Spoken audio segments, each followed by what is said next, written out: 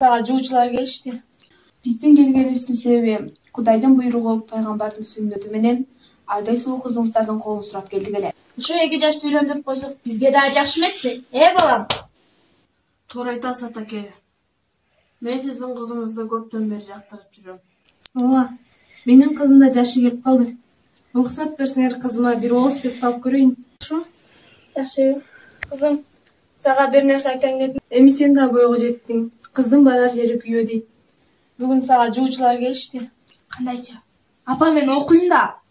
Мен турмушка чыкпайм, мен окуйм. Кып-кызыл куйган. Алган аялыңды карачы. Тымыраак чай улай. Жакшыраак куйбайсыңбы? Куй атпаймбы? Сен эмне мага сөз кайтарып калдыңбы? Кызым, чайыңа куя кой. Кызым, колуңа эмне болгон? Апа, мен кетейинчи. Эмне болду кызым? Бетиңе эмне болгон? Эмне, ал сени уруп атабы? Ооба, апа. Жок кызым, мен азыр сени алып кетип калсам, эл эмне дейт? Апа, мен кетейинчи. Жок кызым, чыда сен, чыдайсың. Апа.